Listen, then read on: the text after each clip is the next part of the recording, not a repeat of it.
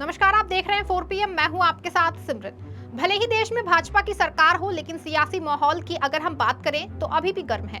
इसकी वजह कई हैं, लेकिन दिल्ली को लेकर सियासी माहौल तब से गरमाया हुआ है जब से दिल्ली के मुख्यमंत्री अरविंद केजरीवाल जेल में हैं, क्योंकि चुनाव में जिस केजरीवाल को कमजोर नहीं कर पाए और सत्ता पर कब्जा नहीं कर पाए, उसे ये जेल भेजने के बाद कमजोर करने की कोशिश की जा रही है। हाँ, वो बात अलग है कि भाजपा अभी हर हाल में नाकाम ही होती जा रही है। ऐसे में अब दिल्ली में झंडे को लेकर विवाद मचा हुआ है। विवाद इतना बड़ा है कि इसे लेकर जमकर विरोध होने लगा है। दरअसल दिल्ली के मुख्यमंत्री अरविंद केजरीवाल जेल में हैं। ऐसे में उन्होंने एक प्रस्ताव दिया है कि उनकी गैर हाजिरी में 15 अगस्त के मौके पर आप सरकार में शिक्षा मंत्री आतिशी झंडा फहराएंगी, लेकिन ऐसा हुआ नहीं। प्रस्ताव को खारिज कर दिया गया।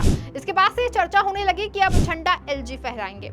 इसके बाद से आप नेताओं ने मोर्चा खोल दिया और अंत में एलजी साहब को बड़ा फैसला लेना ही पड़ा। उपराज्यपाल वीके सक्सेना ने बड़ा फैसला लेते हुए 15 अगस्त को छत्रसाल स्टेडियम में झंडा फहराने के लिए दिल्ली के गृह मंत्री कैलाश गहलोत को नामित किया है।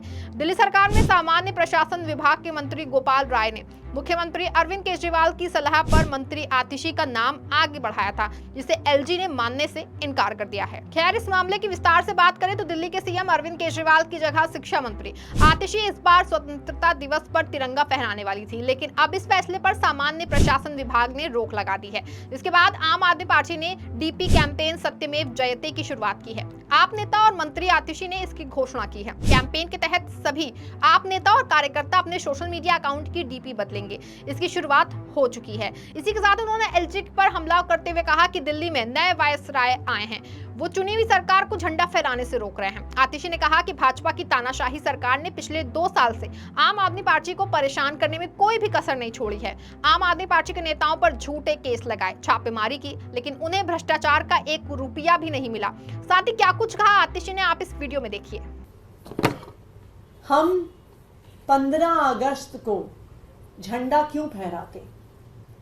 क्योंकि स्वतंत्रता दिवस 15 अगस्त 1947 वो दिन था जिस दिन पर भारत के लोगों को खुद पर राज करने का अधिकार मिला। 15 अगस्त 1947 से पहले भारत में अंग्रेजों का राज होता था। अंग्रेज एक वाइसरॉय को भेजते थे जो अपनी मन मर्जी से सरकार चलाता था। भारत के लोगों का उस सरकार में कोई अधिकार नहीं होता था, कोई आवाज नहीं होती। तो हम 15 अगस्त को झंडा लोकतंत्र के लिए फहराते हैं, आजादी के लिए फहराते हैं, भारत के लोगों की आवाज सुनने के हक के लिए फहराते हैं। लेकिन आज एक चुनी हुई सरकार के झंडा फहराने के अधिकार को छीना जा रहा है। आज दिल्ली में ऐसा लग रहा है कि एक नए वाइसरॉय आ गए हैं, एक नए वाइसरॉय आ गए हैं जो कह रहे हैं झंडा वो फहराएंगे। मैं एलजी साहब से कहना चाहती हूँ कि 15 अगस्त को हमें यूनियन जैक नहीं फहराना है। 15 अगस्त को हमें स्वतंत्र भारत का तिरंगा फहराना है, और वो तिरंगा फहराना देश के लोगों का अधिकार है, दिल्ली के लोगों का अधिकार है, दिल्ली के लोगों द्वारा चुनी हुई सरकार का अधिकार है। और अगर चुनी हुई सरकार को झंडा नहीं फहराने दिया जाता तो इससे बड़ा तानाशाही का कोई प्रमाण नहीं हो सकता। तो हम देखेंगे कि भारतीय जनता पार्टी तानाशाही के साथ खड़ी है कि लोकतंत्र के साथ खड़ी है। इतना ही नहीं, इस मामले में पिछले कुछ दिनों से काफी ज्यादा तूल पकड़ ली है। अब मामला बढ़ा तो आप मंत्री आतिशी ने भाजपा को जमकर घेरा और प्रेस कॉन्फ्रेंस करके भाजपा को सारे नियम कानून गिना दिए, और साथ ही एलजी के साथ जो है वो अन्य भाजपा नेताओं को भी जमकर घेरा। आतिशी ने भाजपा को घेरते हुए क्या कुछ कहा है, आप इस वीडियो में देखिए। देखिए, जो तिरंगा है वो चुनी हुई सरकार फहराती है। चुनी हुई सरकार के मुखिया होने के नाते मुख्यमंत्री फहराते हैं, लेकिन मुख्यमंत्री अभी जुडिशियल कस्टडी में है, उन्हें झूठे केस में गिरफ्तार करके जेल में रखा हुआ है। लेकिन मुख्यमंत्री ने अपनी इच्छा जाहिर कर दी है। उन्होंने ये इच्छा जाहिर कर दी है कि उनकी जगह मैं मंत्री के तौर पे झंडा 15 अगस्त को फहराऊं। उन्होंने पहले एक चिट्ठी लिखी तिहाड़ से एलजी साहब को वो तिहाड़ जेल जहां से सुकेश चंद्रशेखर की हर चिट्ठी एलजी साहब को पहुंचती है, जिस चिट्ठी के आधार पे एलजी साहब सीबीआई इंक्वायरी भी कर देते हैं, लेकिन दिल्ली के मुख्यमंत्री की जब चिट्ठी एलजी साहब को जाती है तो अफसरों से कहला दिया जाता है कि जिसे पर्सनल लेटर बाहर जा सकती है, किसी भी प्रकार की ऑफिशियल लेटर बाहर नहीं जा सकती। ये कानून तो सिर्फ अरविंद केजरीवाल जी के लिए है, ये कानून सुकेश चंद्रशेखर जी के लिए थोड़ी है। उसके बाद अरविंद केजरीवाल जी से गोपाल राय जी मिलने जाते हैं। गोपाल राय जी जीएडी मंत्री के बतौर आदेश देते हैं जीएडी विभाग को कि मुख्यमंत्री जी की इच्छा है कि उनकी जगह मैं एज मंत्री झंडा फहराऊं। उसके जवाब में भी अफसरों से कहलवाया जाता है कि नहीं, हम इस आदेश को नहीं मानते। तो ये क्या है?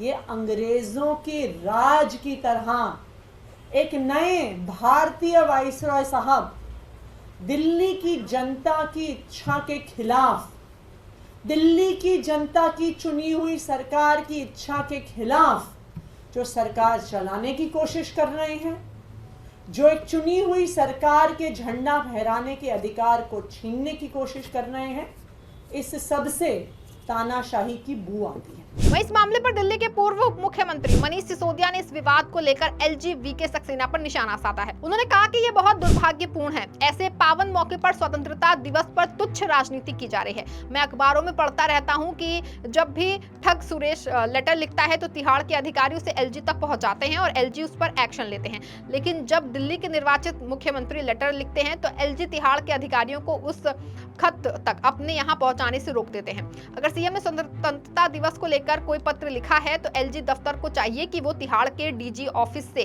कहें कि लेटर को उन्हें भेजा जाए। तिहाड़ जेल अधिकारियों ने दिल्ली के मुख्यमंत्री अरविंद केजरीवाल को पत्र लिखकर उन्हें कायदे कानून बताए हैं। अधिकारियों ने कहा कि उपराज्यपाल को लिखा गया केजरीवाल का वो पत्र जिसमें उन्होंने आतिशी को स्वतंत्रता दिवस पर झंडा फहराने की सूचना दी थी, वो दिल्ली जेल नियमों के तहत दिए गए विशेषाधिकार का दुरुपयोग है। केजरीवाल तिहाड़ की सेंट्रल जेल नंबर 2 में है। वहां के अधीक्षक ने दिल्ली जेल नियम 2018 का हवाला देते हुए केजरीवाल को एक पत्र लिखकर ऐसी किसी भी अनुसूचित गतिविधि से दूर रहने की सलाह दी है। अधीक्षक ने केजरीवाल को चेतावनी दी है कि ऐसा न करने पर उनके विशेषाधिकार में कटौती की जा सकती है। अधीक्षक ने केजरीवाल को यह भी बताया कि उपराज्यपाल को लिखा गया उनका पत्र नहीं भेजा गया है। दिल्ली आबकारी नीति से जुड़े मनी लॉन्ड्रिंग मामले में ईडी ने अरविंद केजरीवाल को 1 अप्रैल को गिरफ्तार किया था। इसके बाद से वे तिहाड़ जेल में बंद हैं। लोकसभा चुनाव के दौरान सुप्रीम कोर्ट से अंतरिम जमानत मिलने के बाद वो प्रचार के लिए बाहर आए थे, लेकिन जमानत की मियाद खत्म होने से पहले उन्होंने सरेंडर कर दिया था। जेल अधीक्षक ने केजरीवाल को लिखे पत्र में कहा कि मुख्यमंत्री केवल अपने परिवार, करीबी दोस्तों या अपने मामले से जुड़े लोगों को ही पत्र लिख सकते हैं। पत्र में लिखा है कि उपरोक्त नियमों को पढ़ने से ये साफ है कि आपका पत्र उस दायरे में नहीं आता है जिसे जेल के बाहर भेजा जा सकता है। जेल अधिकारी ने पत्र की सामग्री को मीडिया के साथ साझा किए जाने पर भी आपत्ति जताई और कहा कि ये विशेषाधिकारों का दुरुपयोग है।